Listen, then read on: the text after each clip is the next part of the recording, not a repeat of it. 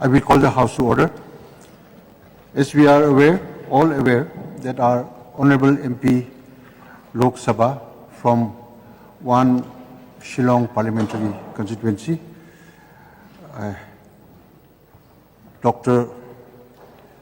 Ricky A.J. Sincon, has passed away yesterday, the 19th February 2026. As a mark of respect to the departed soul,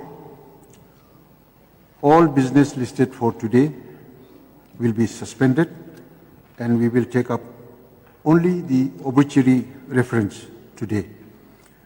The revised calendar will be circulated to all the honourable members later on. So we will take up the obituary reference today. Chief Minister, please, to initiate.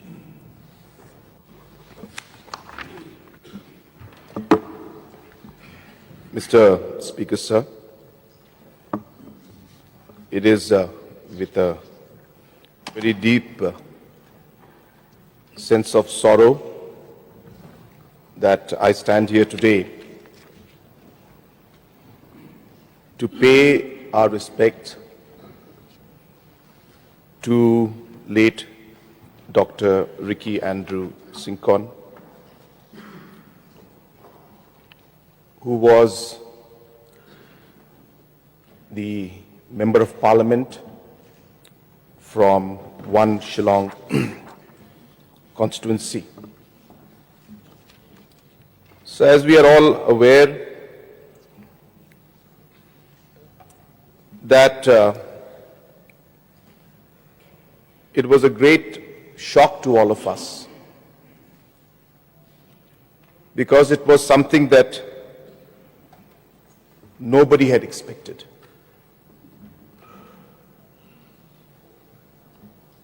I was with late Dr. Ricky Sincon about 15 days back when we had met in my residence in Delhi. And I recall that I had just landed and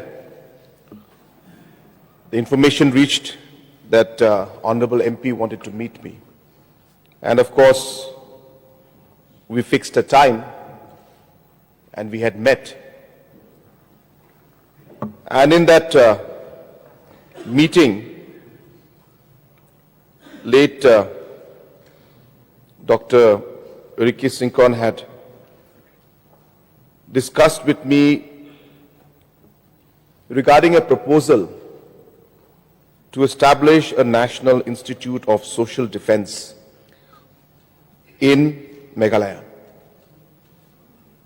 And he was very keen. So I requested him to send me a note, which he did, and I still have that message with me. And the last message, of course, he sent was, "Good evening, sir. Please see the note on National Institute of Social Defence for your kind perusal. Regards, Dr. Ricky Sincon." And I remember that moment even till now, not because of the fact that he was a Member of Parliament, or not just because he was a Member of Parliament, but somehow, and I'm sure I'm not the only one, that late Dr. Ricky Sincon had this charm, this charisma, and added to all of that this simplicity with which he carried himself, that just you instantly connected to the person. You just felt that he was an old friend who you knew for a very, very long time. And apart from discussing these points, that moment where we discussed at that point we discussed many other issues. I remember telling him that moment that, "Doctor, we should work in the larger interest of our state." And I distinctly remember him mentioning that absolutely, sir,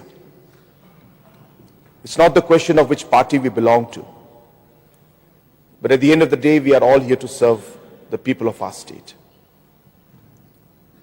And in fact, I had made plans that once we have this note ready, that both of us, along with officials, can go to the concerned ministry and take forward this proposal. And as I said, that this thought process in my mind and heart came in because of the kind of person that late Dr. Ricky Sincon was.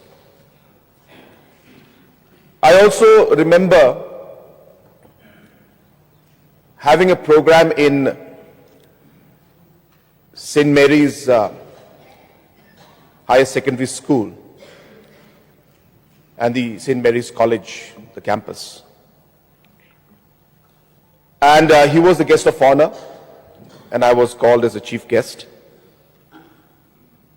And I got a bit late because of the traffic jam.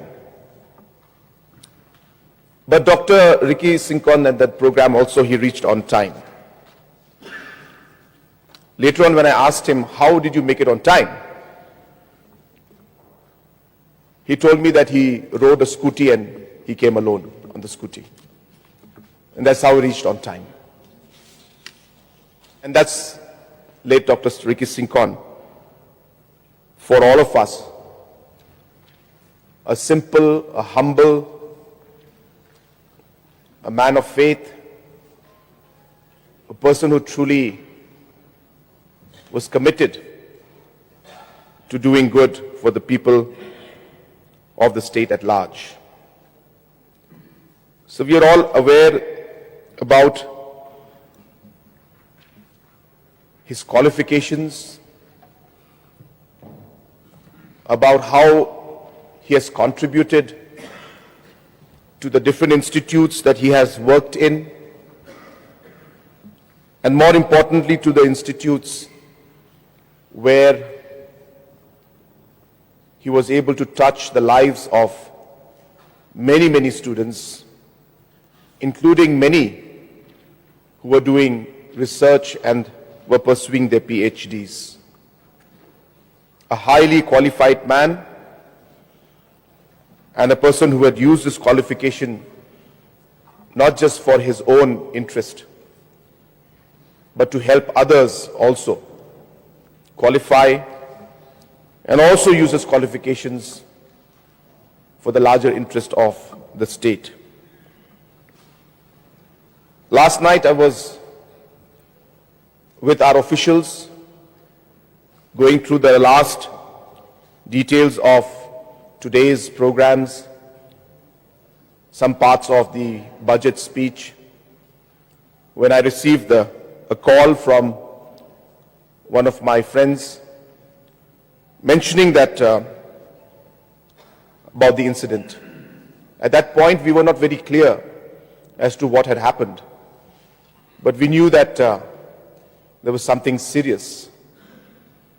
And immediately we started contacting all the different officials, different medical institutes, including NEHUs, and we were figuring out where he should be sent so that medical attention can be given.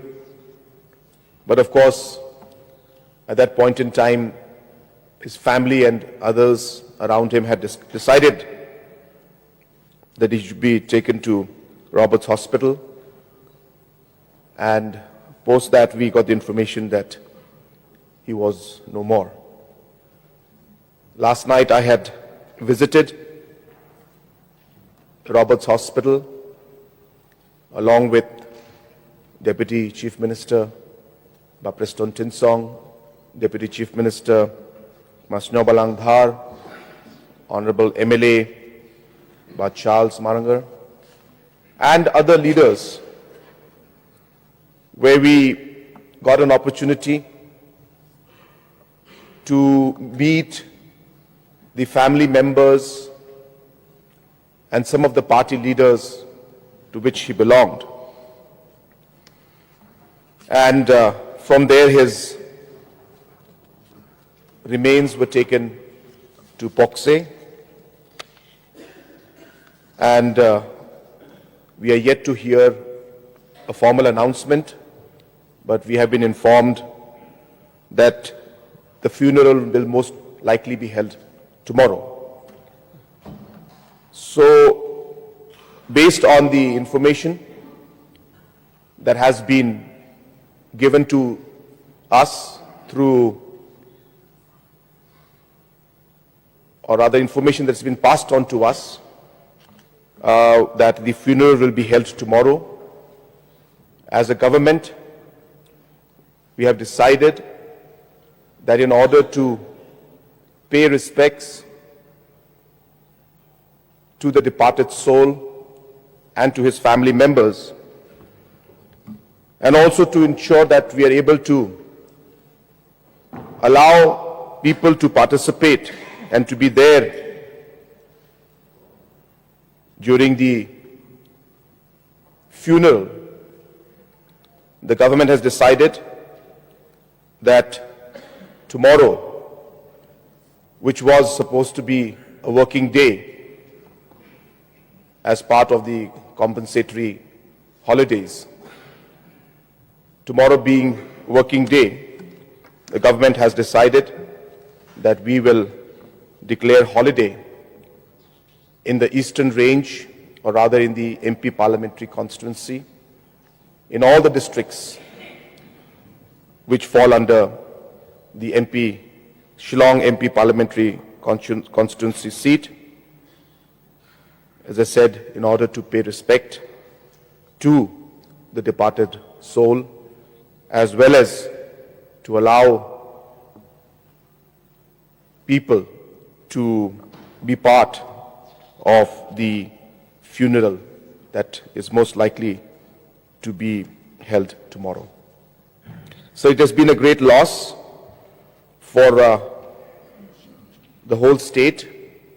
As a representative in the Lok Sabha, he was not just a representative of Shillong or of Khasi Hills and Jente Hills, but of the whole state. And therefore, this is a loss for all of us, and a loss which will be, or rather I should say a vacuum which will be very difficult to fill. On behalf of all the members of the House, I express my deepest condolences to the family, to the members of the bereaved family, and also pray to Almighty that He will give strength to all the members of the family, as well as all his colleagues, all his supporters, so that they are able to bear this loss that they have had yesterday. Once again, on behalf of the House, I express my deepest condolences to the bereaved family. With these few words, I resume my seat.